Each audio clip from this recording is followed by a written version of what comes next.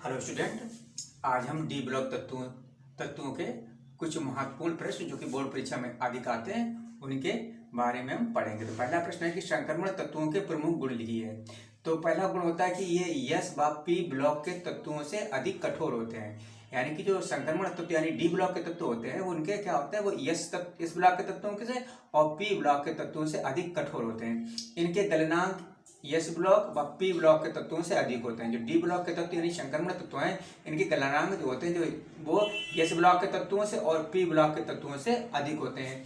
ये धात्विक चालकता दर्शाते हैं, माने इनमें धात्विक गुण होता है। धातु का गुण होता है इलेक्ट्रॉनों को देना, आसानी से इलेक्ट्रॉन को दे देते हैं, इसलिए क्या कहलाते हैं, ये धात्विक चालकता दर्शाते हैं। ये संकर आयन बनाते हैं। डी ब्लॉक के जो अधिकांश तत्व होते हैं या संक्रमण तत्व होते हैं वे क्या बनाते हैं, संकर आयन बनाते हैं। ये रंगीन लवण बनाते हैं। इनके जो लवण होते हैं किसके, संक्रमण तत्वों के लवण होते हैं, ये सामान्यतः कैसे होते हैं, रंगीन होते हैं।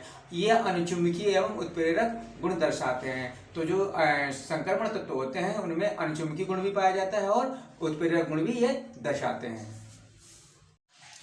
अगला प्रश्न है, कारण सहित स्पष्ट कीजिए।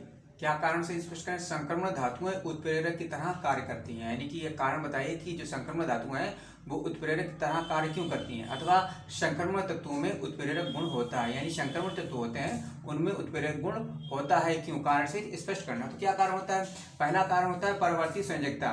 कि जो संक्रमण तत्व होते हैं वो परवर्ती संयोजकता दर्शाते हैं। कैसी परवर्ती संयोजकता, मतलब जो लोहा है ये क्या होता है, लोहा दो संयोजकता दर्शाता है। कौन सी, +2 और +3। तो ये परवर्ती संयोजकता यानी कि अलग अलग संयोजकता दर्शाता है। तो जैसे लोहा हो गया, ठीक है, ये क्या प्लेटिनम हो गया, पैलेडियम हो गया, निकिल हो गया और वेनेडियम पेंटाऑक्साइड हो गया, क्या हो गया, ये क्या दर्शाते हैं, परवर्ती संयोजकता। एवं उपलब्ध रिक्त डी कक्षक, इनमें के पास क्या होती है, एक खाली रिक्त कक्षक डी कक्षक होती के कारण विभिन्न संक्रमण तत्व और उनके यौगिक उत्प्रेरकों के रूप में प्रयुक्त किए जाते हैं। तो विभिन्न अभिक्रियाओं में जो डी ब्लॉक के तत्व होते हैं उनमें परवर्ती संयोजकता दर्शाने के कारण और रिक्त डी कक्षक उपलब्ध होने के कारण क्या करना होता है कि वो और संक्रमण तत्व तथा उनके यौगिक कौन से, जैसे ये वेनेडियम पेंटाऑक्साइड, ये क्या है, यौगिक है, संक्रमण तत्व यौगिक है और ये भी क्या दर्शाता है, ये परवर्ती संयोजकता दर्शाता है। तो ये जो है ये उत्प्रेरक के रूप में प्रयुक्त होते हैं। इसका कारण होता है कि परवर्ती संयोजकता होती है उनके पास,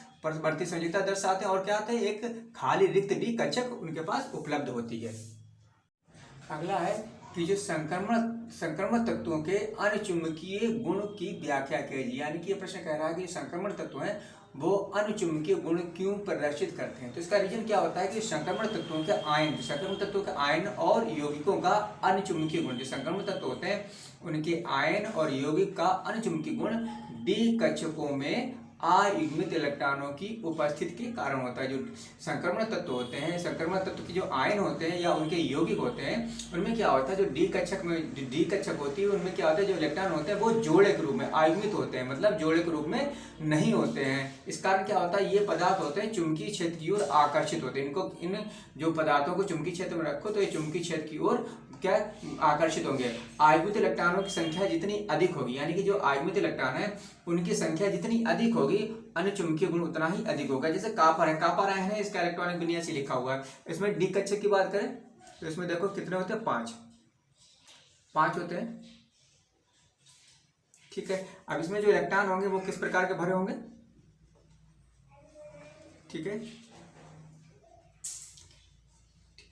ये इलेक्ट्रॉन देखो इनमें सब में जोड़े के रूप में, लेकिन ये जो एक इलेक्ट्रॉन रह गया ये क्या है, ये आयुग्मित है। इस आयुग्मित इलेक्ट्रॉन के कारण क्या होगा, ये अनुचुंबकीय गुण प्रदर्शित करेगा। कौन, कापर आयन। अगर कोई अन्य तत्व है जिसमें क्या है, जिसमें आयुग्मित इलेक्ट्रॉन और अधिक है, मान लीजिए ये है एक और कोई और आयन है, उसमें जो आयुग्मित इलेक्ट्रॉन कितने हैं, उसमें आयुग्मित इलेक्ट्रॉन 2 हैं, तो वो अनुचुंबकीय गुण और प्रदर्शित करेगा। जिसमें और अगर कोई और है, इसमें मान लीजिए 3 है किसी में, तो वो आयुग्मित इलेक्ट्रॉन और अधिक प्रदर्शित, आयुग्मित इलेक्ट्रॉन 3 है तो वो अनुचुंबकीय गुण और अधिक प्रदर्शित कर देगा। तो यही कह रहा है जिसमें आयुग्मित इलेक्ट्रॉनों की संख्या जितनी अधिक होगी अनुचुंबकीय गुण उतना ही अधिक होगा।